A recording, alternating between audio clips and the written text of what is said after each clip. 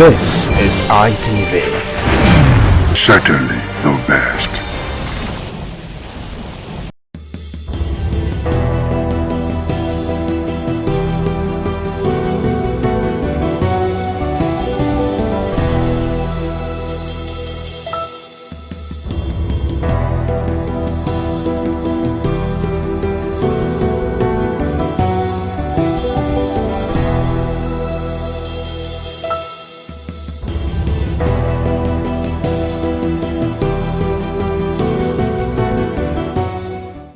Welcome to Viewpoint on ITV. I am Caroline Okonji, and today let's talk about self-defense and the extent with which one can actually go to defend himself or herself, and also look at some laws that support self-defense, making reference to the case of a Nigerian farmer, Sunday Jackson, who overpowered and killed a Fulani herdsman in self-defense, and also he has been sentenced to death by hanging. Despite claims that he acted purely in self-defense, the Supreme Court of Nigeria on March 7, 2025 upheld a lower court verdict, ruling that rather than retaliating, he should have fled. It's Viewpoint on ITV, so let's go meet and sample opinions of resource persons regarding this topic. I don't think there is any extent that is too far when it comes to a life, an issue of life and death. It is the right of every individual to go any length to protect himself, his properties, and loved one. And that is why the 1999 Constitution has amended, instructed the government of the day that their primary responsibility is safety of the life and property of its citizens. Therefore, if you narrow it down to an individual, it will therefore tell you that his primary responsibility is to ensure that he defends himself, he protects himself and his property and loved ones from any attacks that may lead to life or a loss of life. And in the case of Sunday in question that was sentenced to death by the Supreme Court, I would say ordinarily it is regrettable, it is appalling, and it is very disappointing. The question I would have loved to ask, and I want to ask Nigeria, who were the prosecutors? Who prosecuted Sunday? Is it the Nigeria state that prosecuted Sunday, who defended himself in a situation where security agencies and the Nigerian system were unable to defend him? And I will also ask, what was the fact that were before the judges and the court?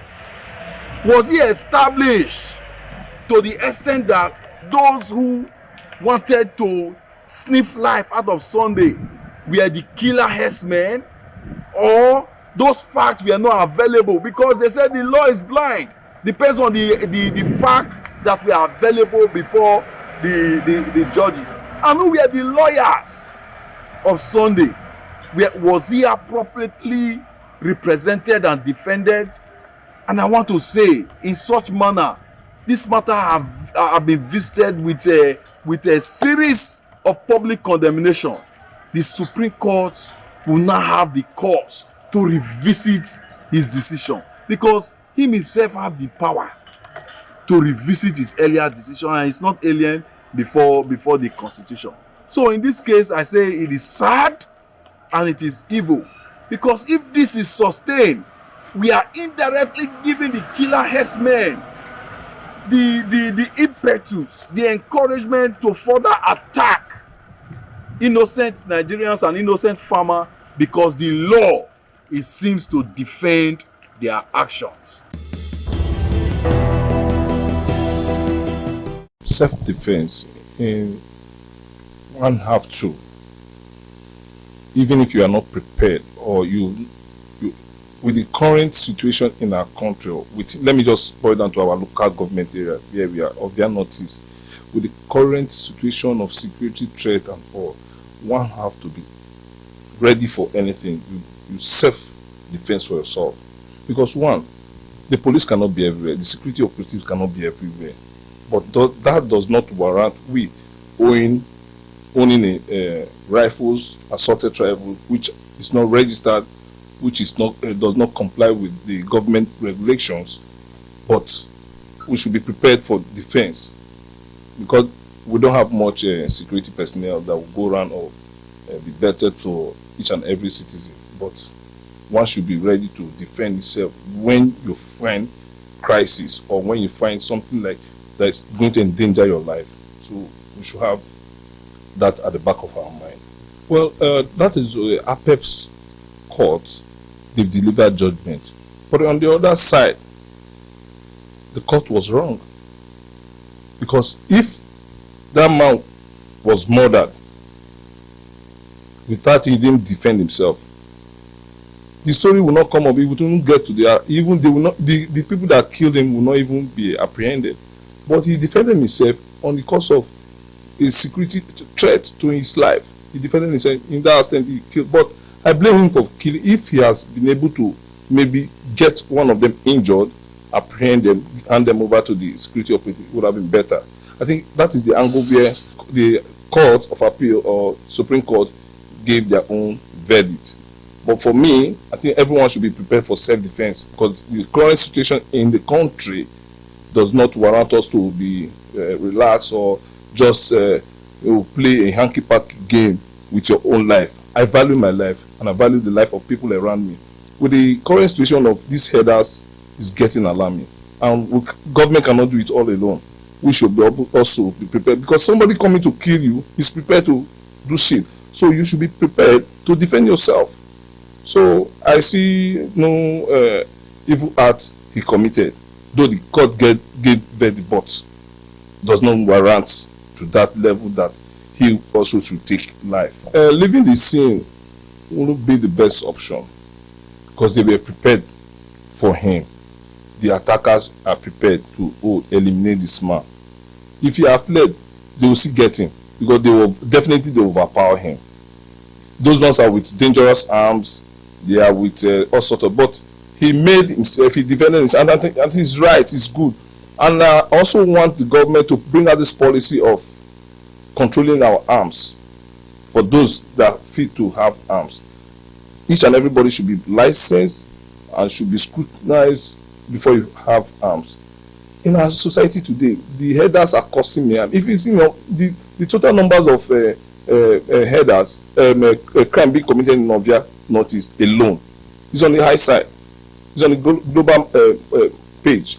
So one should be prepared to defend himself. It's not when it happened they will start. Had it been, we would have defended. A whole community was rendered homeless because of headers. It has happened years ago, and it's still happening. So our government, we self should be prepared to defend ourselves. That's my own opinion. The case of Sunday Jackson is a very, very sad one.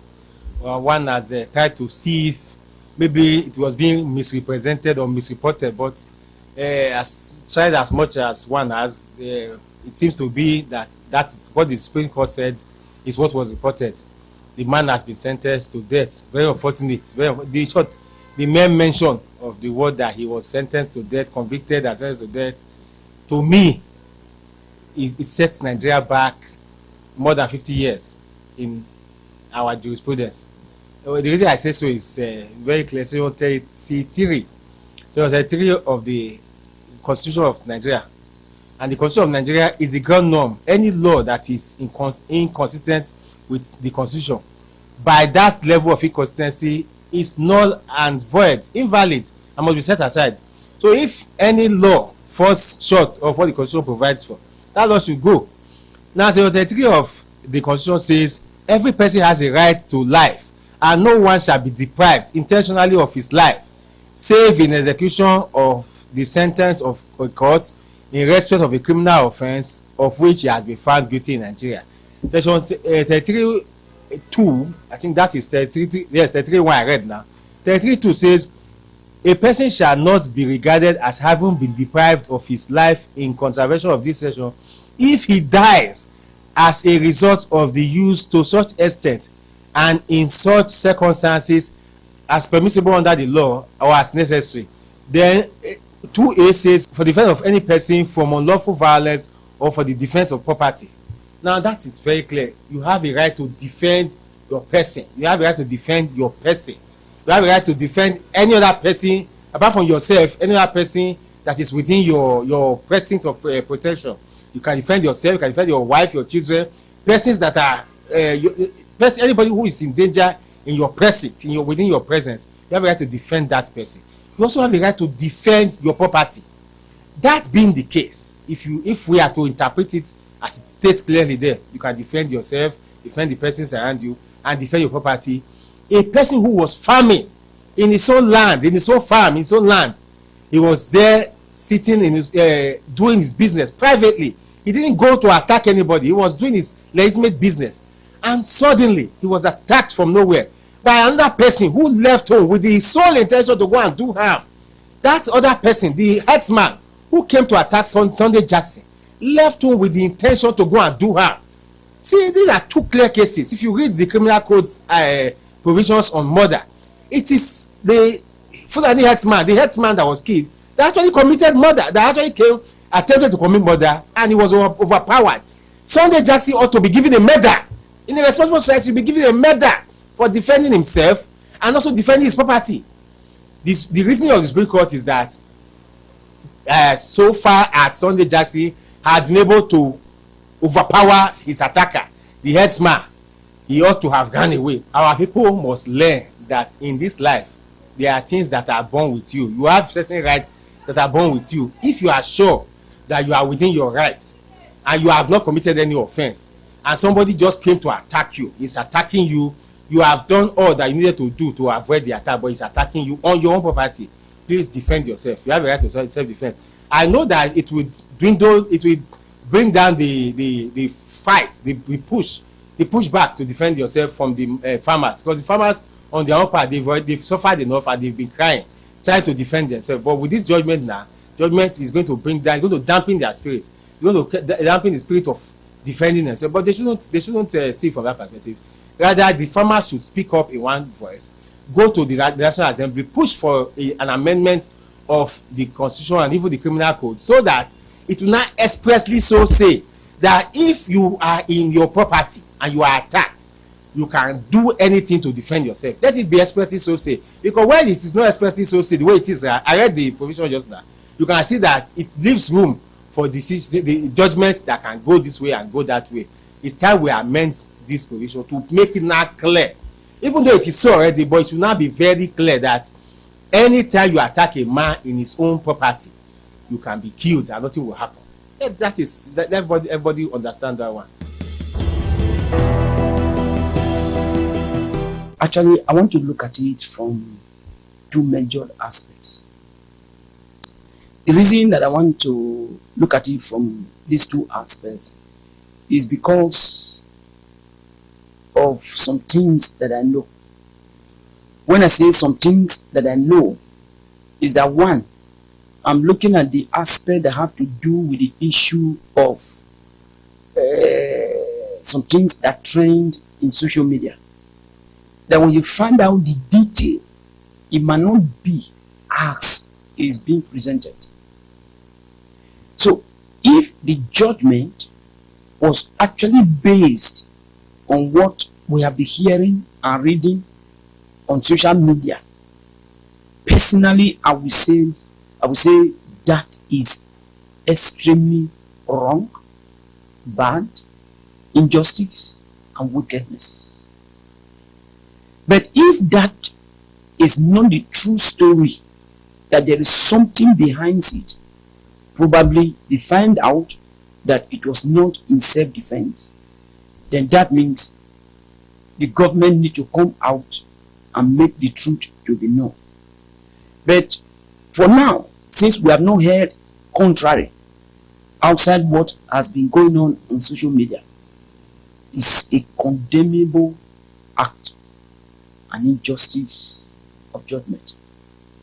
Then, if I want to look at the extent to which one should defend himself from the biblical aspect, I know that some people want to say something, want to react negatively. Some others may also want to see it from another perspective. Why did I say so? For instance, Jesus will say something. He said that if somebody slap you on one side, you should give the other side. Then if you also look at it, he was also talking about that if somebody is dragging you to the court, he said you should quickly settle the matter on the way. And when you read that scripture down, you now discover that one of the reasons that Jesus was giving such counsel was actually because of the injustice of men. So when you look at that, I want to say that if you see anything that have to do with trouble, the best is that you should run away from it. Be somebody that will follow the Bible principle, where the Bible told us that we should follow peace with all men. That means we should be peacemaker. Then we should not allow anything that will make us to become in trouble with anybody. But that is not to say that trouble will not come. Because even if you decided to stay on your own, not to relate with people, trouble will still come. So I want to say this. There is a law of the land. Because as far as we are still here on this earth, so you discover that there are things that we cannot do without. There are laws that are guiding everybody. So when it comes to the aspect of self-defense, in the area that is, if we are now going out of the biblical principle, it should be that the government should know that if they are not there to provide security for the people don't have option. Therefore then, to at least to also want to rise up to say let them defend themselves, because you can't watch an evil man coming to you to take your life and you now say because tomorrow they will judge and you will not be defended based on to say you kill the person that is trying to kill you, that you should allow them to just come and slaughter you before your face. So you have to also rise. So I want to use this opportunity and this medium to tell our leaders that they should rise up to their own responsibility. They should rise up to their own justice. They should not make those that they are leading to lose confidence in them. Because the truth is this, as far as Nigeria is concerned, the summary of our justice is injustice. It's something that is condemnable. So rise up and do the right. Something whereby how to defend myself. Just like the way I'm working right now. This is my factory where I'm doing my production. Someone can just walk in down here now and tell me that he wants to come and take over this property from me, and which I knew is for me. It belongs to me. I will take it to the extreme length the way I could, because I have to defend the property for myself. Because I will not want someone out there to come and defend it for me, because I own it. I know how I purchase it. And at the same time again, for someone else to just come in and badge on me to tell me that he owns this place, that he wants to take it for me, I will go to extra length to fight and defend myself. If I can defend myself and take a weapon for him, I will not hit him. I can only paralyze him. I won't kill him. I will paralyze him and I will call the police to pick him up. In English, they have a word called defend. And for me, for somebody that I didn't know, to barge into my personal life, just for him to come and show me, even for any form of intimidation, to go as to something that will affect life, I can go as far as to defend myself. First of all, first defense for my own self, for him not to take my life. Understand? What about if I didn't defend myself and eventually he now succeeded to kill me, for example? I didn't defend myself. I won't learn to take God. And everybody must surely blame me. I must try all my best. But if it happens, something must kill a man one day. Understand? You first try. If it now happen mistakenly, the man now died. But in the law court, I don't know, that is for lawyer, I don't know whether if they have a way of they will not use because of, if they are finishing, that's why police need to be there after finishing the investigation. They know whether if I'm really I'm guilty, I'm intentionally did it, before they can take anything that they wishes them. Self-defense is provided for under the criminal code, which is applicable in the southern part of Nigeria, and as well as the penal code applicable to the northern part, which of course where Sunday Jackson incident took place. By virtue of section 286 of the criminal code, self-defense is not, to my own understanding, is not an absolute defense, because going by the provision of that section, it uses the word reasonable necessary force to repel or to retaliate, so to say, any attacker. And of course, we all know that what is reasonable and necessary at that particular point may not be to the ordinary reasoning of an ordinary man. And we are looking at the Supreme Court here. Their judgment, they have their own reasoning why they come to the conclusion that he should have fled after disarming his attacker. But the question that is begging for an answer is this: when your life is at stake and someone has come to you to kill you and you are able to disarm him, I think in my own little legal knowledge, if you can disarm him and the weapon with which he attack you, you use it against him, I think that should be regarded as self-defense. But still, I think Supreme Court may have their own reasoning. They are the apex court, and they have their own reasoning why they come to that conclusion. Like I said earlier, self-defense is not an absolute defense in law, because if you look at the defense of property, it's different from the defense of one's body. And in the defense of property, it will be said that until the attacker is within your premises, before you can actually say he has come to attack. Self-defense, to my own best understanding, is not an absolute defense in law. Going by that provision that you have to use reasonably necessary force. A semi-war between the Christian and the Muslims, and that's the gospel truth. If Jackson was one Alaji Usman Dafodo or one Malam so and so, they won't say this. They will tell you self-defense. Okay, you brought animals into somebody's farm to destroy crops, and the person was trying to okay, please stop this, your cattle or animal, whatever, from destroying my crops. Then you attack the person. Self-defense. The person trying to save himself took the knife from you, and you could see the mark all over him. Fought back, and in the process, the other person lost his life, and the Supreme Court was quick to pass judgment. They will not be so quick to pass judgment when it comes to politics, when it comes to election and all that. So I think it's one-way ticket. The Christian Union, Christian CAN, PFM should wake up to their responsibility. They should stop fighting themselves. This is a clear motion for believers to think about. Stop fighting yourself and focus on better things. If the Muslim nation can just pass this judgment, just like that, then I think this is Nigeria. Nigeria is not a Muslim country or a Christian country. It's for everybody. Whether you're Muslim, whether you're Christian, whether you're a non-believer, whatever you're serving, that Nigeria is for everybody. And so the law shouldn't favor one side. So the favorism is going to one side. You can say an Hausa man. Sorry, I'm not trying to be partial here. Selling dagger, knife. Then nothing. When the police, in fact, they won't even arrest him on the street. But you and I, if we walk by the street, there is a knife in our car, the policeman will ask, what are you doing with this knife? When you get to the station, you will explain.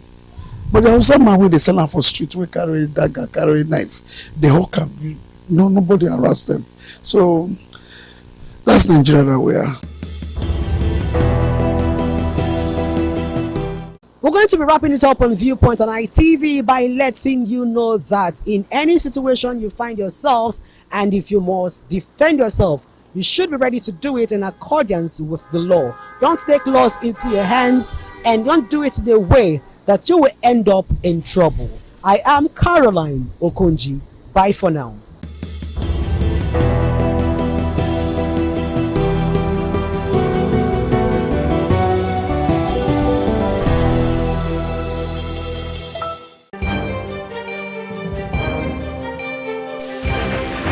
This is ITV. Certainly the best.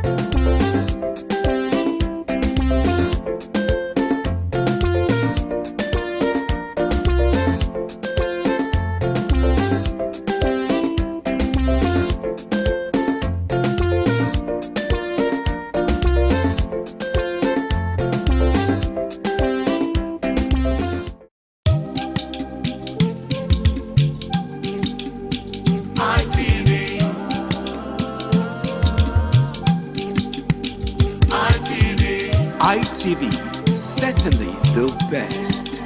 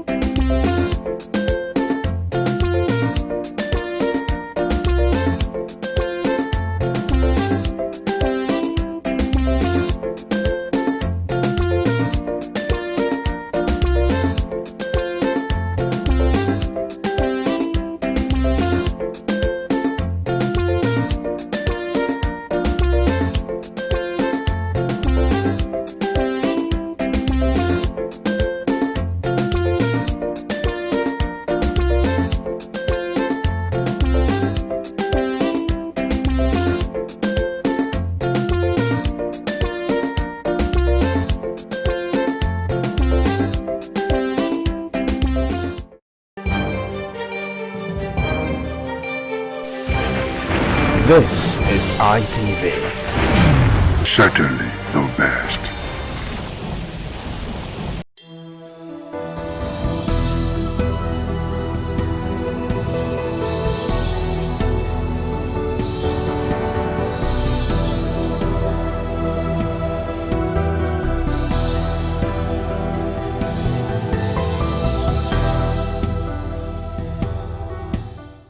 Every story has a beginning, but some stories never find their end. On the 8th of June 2005, 6 young Nigerians lost their lives not to war, not to crime, but to a system meant to protect them. Their names may have faded from headlines, but not from history. Good evening and welcome to Voices of Freedom on Independent Television, the program where we take a deep dive into the stories that shaped our nation's past and continue to shape our present. I'm Ehor Davis. Today, we go back to a night in Akwu, a night that revealed how fragile justice can be and how quickly a life can be taken when power goes unchecked. It was a quiet night in June 2005 in the heart of the nation's capital, Abuja. 6 young people, friends, full of promise, were driving home from a night out. They never made it home. That night, bullets replaced justice. That night, power silenced innocence. Today, we revisit the story of the Akpo 6 that still asks one question: what is the worth of a Nigerian life?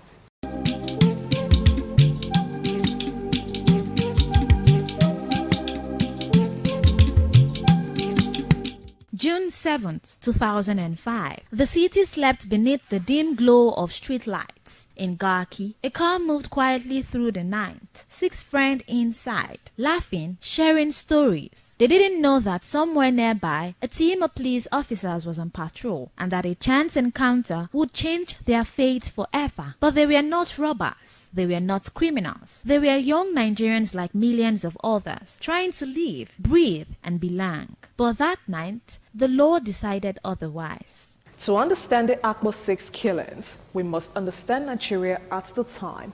In 2005, Abuja was the face of order. Wide roads, clean air, official uniforms, but beneath the order was fear. A fear born from years of unchecked power, from officers who killed without consequence, from a system that protected itself, not its people. It was an open secret that the Nigerian police could end a life and the foul would vanish before the family would cry foul.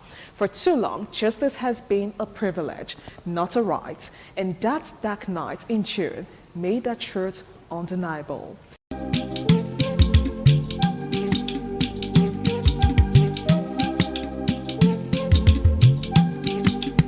The 6 friends, Ifeanyi Ozo, Chinedu Meniru, Anthony Nwonkike, Paulinus Ogbonna, Augustine Nwankwo, and Augustina Arebun, had been out to unwind after a long day. They were normal people, hardworking, ambitious, hopeful. Their laughter filled the car as they drove home. But down the same road, a police patrol led by Deputy Commissioner of Police, Danjuma Ibrahim, was making its rounds. The two paths met, not by fate, but by fury. Earlier that evening, one of the officers had made advances towards Augustina. She refused him with the quiet dignity every woman deserves. But that refusal bruised his pride, and in the darkness of his anger, he made a promise, a deadly one.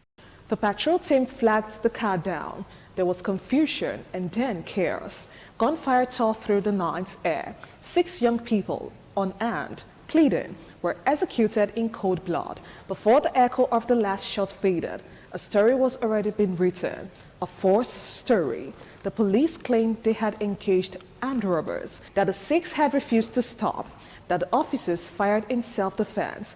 But the truth, as it would later emerge, was that there was no robbery, no resistance, no crime, only murder.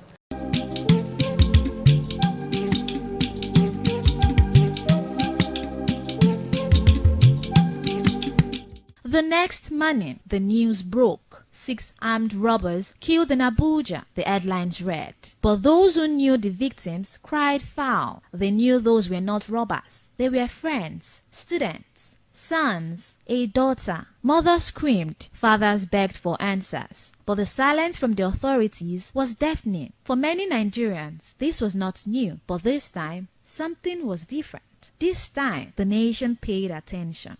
Outside an old courthouse, when the truth began to unfold, the public erupted in anger. Human rights groups demanded answers.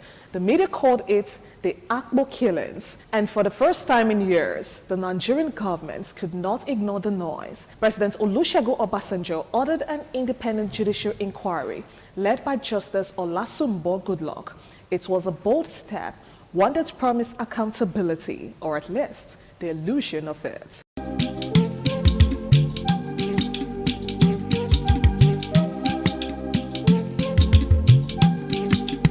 We felt that this is not adequate enough to compensate for the lives of young people who are between the ages of 22 and 25. That is why we are before this panel. The criminal trial went on for 13 years. At the end of the day, out of the 6 of them that were arraigned before the court, 2 were sentenced to death, four were asked to go home. Not that she no go home and sin no more because they sinned, but they were asked to go home. We are asking the panel, review this money you gave to the families to assuage their sufferings and problems they are going through, saying the people that were killed were their breadwinners. We asked in that paper that was 200 million of each of the families. The inquiry was only the beginning. Years of court battles followed, trials delayed, evidence lost, witnesses intimidated. Some officers walked free, others were transferred or even promoted. The families waited through grief, through disappointment, through silence. 12 years later, only 2 policemen were sentenced to death. The rest escaped accountability. 12 years for a crime witnessed by a nation. 12 years for 6 souls buried before their time. We are happy that at least we've come to the end of this matter. Judgment has been delivered today. Incidentally, some of the accused persons have been found guilty. And for us, the relevance of this case is to demonstrate to Nigerians that this issue of extrajudicial killing is a very serious one. For anybody, be you a policeman on duty, to handle their rifle carelessly and kill an innocent and defenseless Nigerian citizen is not going to be tolerated. And that is why we kept this case on the front burner of activities, even given it the national prominence that this case has enjoyed and this matter had gone on. It's been a very tortuous and long journey. For 11 years we have been in court, and we are very happy that this will help to stem the tide of extrajudicial killings in this country.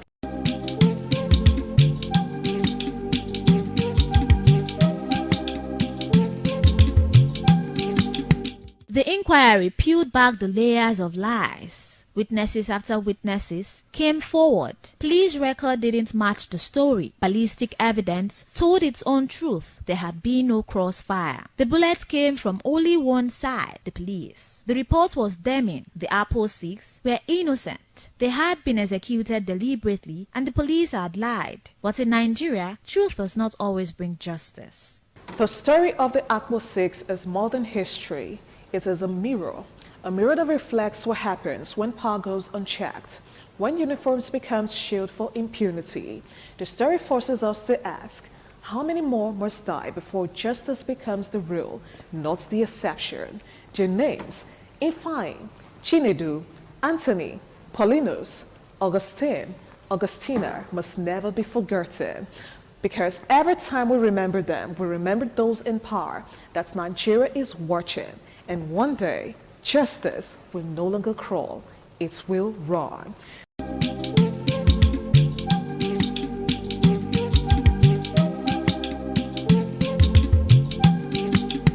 Time passed, but the pain did not fade. The families visited the graves, still asking, why? Why did our children die? Why did their killers live freely for so long? And as they waited, more names joined the list. More sons, more daughters, more innocent Nigerians cut down by those meant to protect them. The Apple 6 became a symbol, a reminder that without reform, every citizen is a potential victim. Their blood marked the beginning of the movement that would rise years later, the EndSARS protests, carrying their memory in every chant for freedom. As far as we are concerned, the matter is very clear. You have seen it, what has happened before the panel, that there is no element of cause of action at all. This is a matter that has since been resolved judicially, and all the processes required has been concluded. It is so frivolous. That's one of the vexatious matters I've ever come across. And let me say this. Some people, for whatever reason, think that this panel is a bonanza, where you now come, you wake up from the wrong side of the bed, come around, ask for a certain compensation that does not exist at all, either in law or in fact. They were 6, but they spoke for millions. Their voices may have been silenced, but their echoes still fill the streets. The Apple 6 reminds us that freedom is not given, it is demanded by those brave enough to speak and by those who died waiting. Release others, these gentlemen and others free, then sentence to them. It's very, in fact, we didn't understand. They will tell us the reason why. We don't know the reason why. So we are praying to the Minister of Justice to look into the matter. Call the judge that give the judgment yesterday to order. We do not know, and we are not in a position to criticize the judgment or to applaud the judgment. What remains are processes of court, and you still have an opportunity to pursue your rights. From the High Court, you still have an opportunity to go to the Court of Appeal. It will not end there. You can still appeal to the Supreme Court. These are your own rights. And I want to implore you to pursue this process. At the same time, as an emissary of the Honorable Attorney General of the Federation, we intend to deliver your message. Thank you, and we also appreciate if you can hasten process in delivering the letter which you have just promised. I want to reiterate that this is the government that believes in the rule of law. This is the government that does not believe in any kind of mediocrity, the way you are trying to put the situation. The only guy that is helping me in my family, and now I'm a widow, no help, nothing. I don't know what to do, I'm still crying. Even through this death of my daughter, my father was late because when he heard when he see the death of Augustina, my father fell on that stroke and he died. My sisters and brother that my father left behind. Since then, nothing government did. When I hear of the judgment, my heart, I was broken in heart. I'm still crying because I don't know what to do. Here today is to remember the Aposis victims because they are innocent. They are not armed robbers. And we also want to use this opportunity to remind the present government that there has not been any duly compensation paid to the Aposis. And we are calling on this present government to look into this matter so that the Aposis families will be compensated duly, just like the way they compensated the Apo-8s.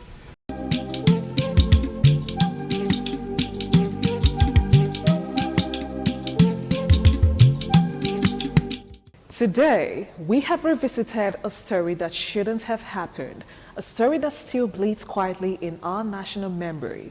The Apo-6 were more than statistics. They were sons, brothers, friends, humans whose dreams ended on a dark Abuja road. The story is not just about police brutality. It's about what we value as a people, how easily we forget, how quickly we move on, and how rarely justice reaches the common man. I'm Ahoy Davis, and this is Voices of Freedom on Independent Television. Let's do this again, same time, same place, next week. Till then, bye for now.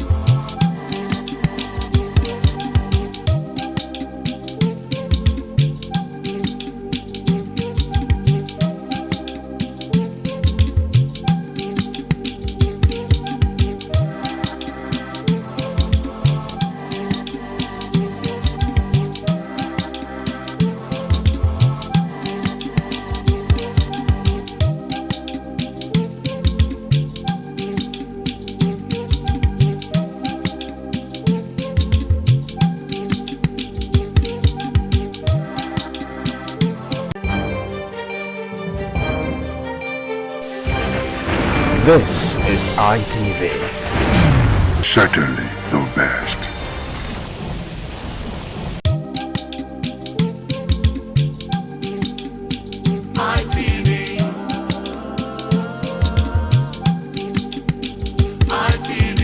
ITV, certainly the best.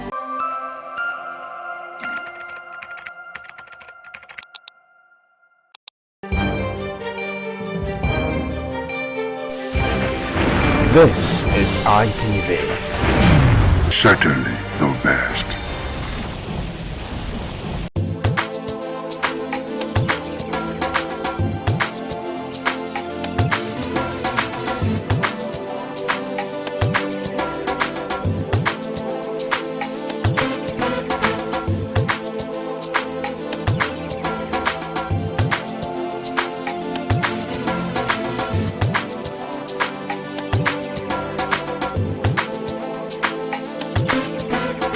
Welcome to Market Survey, your weekly guide to the pulse of trade and daily living in Benin City. Today, we take you to the ever-bustling Oluku Market, one of Edo's busiest open-air markets, where thousands of buyers and sellers meet daily. In recent times, the prices of staple food have continued to fluctuate, affecting both the traders and families. On this edition, we focus on two everyday essentials, rice and beans. From daily meals to festive dishes, these grains remain a constant presence in Nigerian kitchens. We'll find out the current prices in Oluku Market, the factors behind the recent changes, and how traders and consumers are adapting.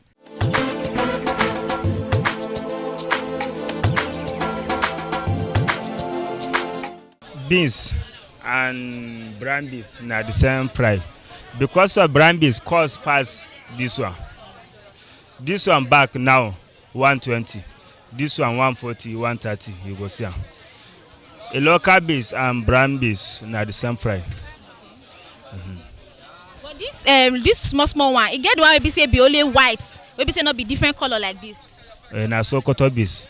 So how much is that one? Sokoto beans, because of na new one, you go see 80, 90. For bag. For bag. So this brown beans, how much did they sell the rubber? Rubber, they say 4,000, 3,800. Last Friday. What of the white one? White beans, they say 3,200, 3,000. Last price. This one is still the same price with this one because yes, not the same price. So how much the rice now? Rice different. I get mango rice, I get wow rice, I get costos, I get otimo. You feel they show us why we be mango, why we be mango na ain't go from for this one.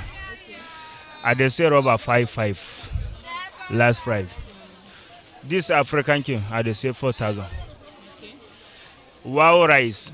This one be wow rice. And the wow rice. Okay. They say 6,000 last Friday. Like saying that the wow rice 90 pass. Yes. So how much did they sell? How much did they carry out for bag? Bag for wow rice. Wow rice bag now 120. Now in cost pass. Mango rice 80,000. This one 60,000 for African king. This will be the cheapest rice. Cheap. Cheap rice na Gerawa.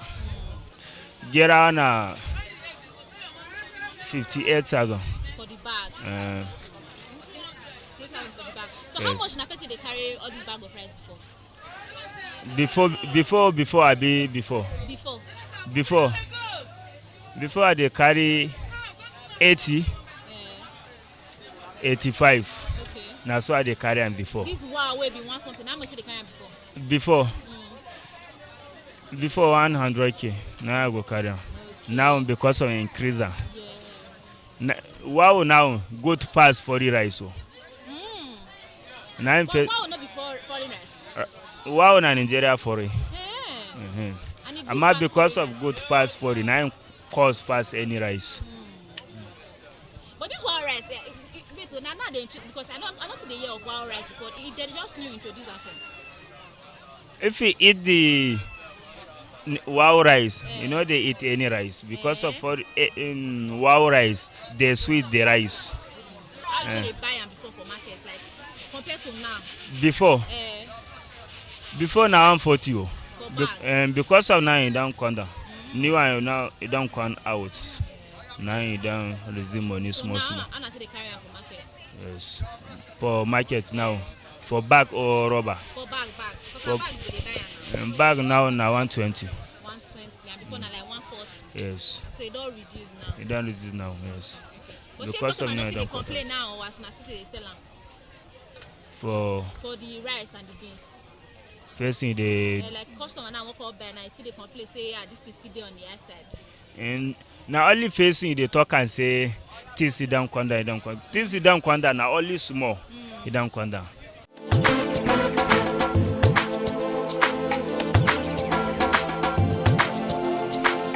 Prices don't increase, I don't reduce. Yeah, they don't reduce more. Okay. Yeah. So how is it? How your bag of price they sell the different type? This one is for rice. Now we dey buy 85,000. Okay. Nigeria, this one rate good. We dey buy 70,000. This one mango rice, we dey buy 75. We have a wow. We dey buy 105 wow. Okay. So how much do they sell rubber for this one? Rubber this one we dey sell at 6,055. We dey selling it. How much you sell at last? Last manage we dey sell at 55. So mango rice, how much do they sell the rubber? Rubber last manage we dey sell at 43. 4,300 Yeah. last. Yes. Then they sell at 4,000. No, mango we no dey sell. This one we dey sell at 4,000. 4,000. Yeah, ready to go. So how you dey sell beans? Beans too. The price is don't reduce. Yeah. Compared to rice. Before now they don't increase. You don't increase them. Yes. How you dey sell your white beans for rubber? White beans we dey sell rubber 3 manage we dey sell at 3.2. You know say the beans is different beans. Yeah. So brown beans come be. How you dey sell? Brown beans we dey sell at 4,000 for the rubber.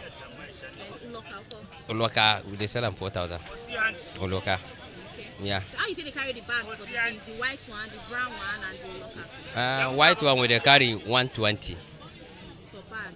to back full back 120 125. Yeah. And brown one. Brown we dey carry 130 135. So Uloka the same price with the brown beans 130 135. Uloka with Uloka.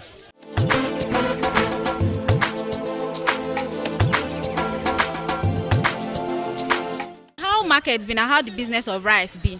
They fine now, so the rice. The prices don't go up, I be still they don't come down. It don't come down well way. Okay. So how you they sell the different rice? How you take this? How you take they carry for bag? The bag, okay, the bag from 58 to 65,000 to 70 to from 58 to 95 day. Okay. How much they carry wow for bag? Wow for bag, different day. For Mission Road size na 98,000. Okay. For this size na 102,000. Okay. So how you take they sell rubber? Rubber now. Like this rubber now, if you want to sell it, how much? So you see get different now. This one 4,000 there, for 5 there, 6,000 there. Okay, for the different type of rice. Yes. Okay. So this one, how you take the sell? This one 6,000, 6,500, 7,000 to 9,000. This one for wow, now how much? This one for wow na 9,000 naira. Last Price 9,000. You know if you price and pass that one? No. 9 be the last. So this one for wow, last now how much? 6,000 only. For 41, 5,500. So this one I see the same price. And at the same time is down. So how you say they sell beans? Beans 3,000 there, 3,2 there, 3,500 there. The local beans na 4,000, 3,500. The brown one na 4,000 last. For rubber? Yeah. So but if you want to sell, they sell beans with this rubber? Yes, now. So how much do they sell for this? 5,000, 5,000 naira. Brown beans for this one how much? 6,000. White one? Local 5,500. Okay.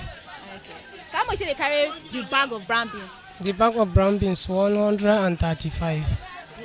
235,000. 135. How much did they carry before? Before now 140 something, 150 something. Okay, so that means it don't come down small. Yes, it don't come down now. So white the one, white one ain't come down fast. how much did they carry now? Now 110,000. How much did they carry before? Before now 135, 140. That means beans don't really come down. Yes, no. Uloka na still the same thing. Uloka na still the same for white one. The same thing with white one. With white one, man. Okay. This you know say Uloka get two different types. Yes, now new one 35, old one 4,000. Now I tell you before now. Okay. For the so how much did they sell cup? Cup for Uloka, rice? okay, for rice 400, 350, 450, 500. So depending on the rice. So which one be the highest? The highest now wow rice now be the 500. 500 for one yes, cup. For so the lowest now? The lowest now 350. For one cup? Yeah. What about beans for cup? Beans 300, 350. 300, 350, not past that two price? Yeah.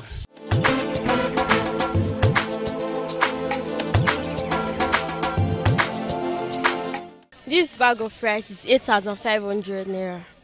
Well, we also have different type of rice. We have the one we sell for 72,000, 60,000, 65,000. The way your money go take reach, we go give you. See, get the half bag we sell for 32,000. Get the one we sell for 16,000. Anyhow your money reach, you see they sell rubber 4,000, 4,500.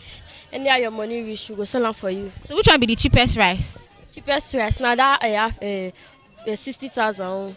What's the name of the rice? African King. So the bag na 60,000. Yes. So how much do they sell for rubber?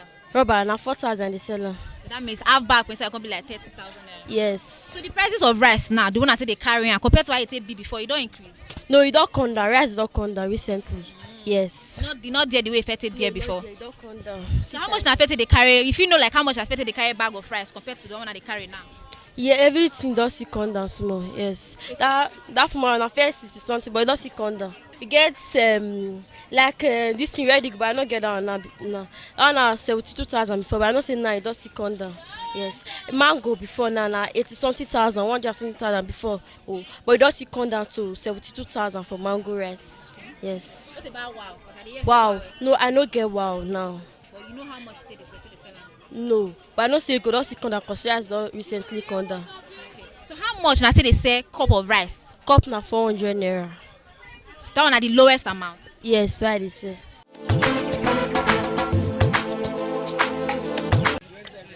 Why company say foreign rice called cheap past local rice? Me say I don't know na so I dey say. So how beans? How you dey say rubber of beans? No say beans I dey say rubber 3 to 3,000. You local beans I dey sell at 3,500, 4,000. Brown beans 4,000. I mean normal for rice. Okay, so but the prices of beans don't reduce. I be still there on the other side. You see the na new beans now you see they reduce. No be discount all the beans. This one na odd one. Beans where you go see cheap. You never come na new beans. You no see there again. You never see come out.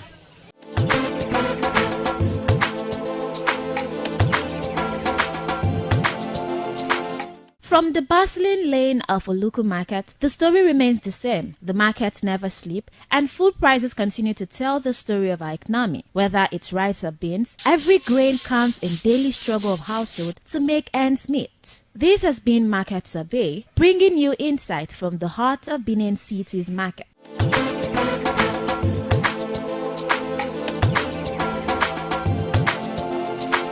We've come to the end of today's edition on Market Survey, and today we get to know the various prices of rice and beans, and also we got to understand that there are different types of rice. We have the likes of wow rice, we have mango rice, and we have local rice. I will also get to understand that we have beans, we have white beans, we have Uloka beans, and we have brown beans, and they are all sold for different prices. So also with the rice, we have rice from 8 kg, we have for 7 kg, we have for 12 kg, and also 25 kg, and they are sold for different prices. And we also got to understand that the prices compared to how it was sold before, they've reduced in terms of the bag of rice and also the terms of bag of beans. So we got to understand that due to the various types of rice, like wow is more expensive in the market because of its uniqueness, and also that of mango rice, it's different from how others are being sold. And also for the beans, we also got to understand that the brown beans is more expensive compared to the white beans. And that's all on today's edition of Market Survey. I am Stephanie Notoriwa. Thank you so much for staying tuned.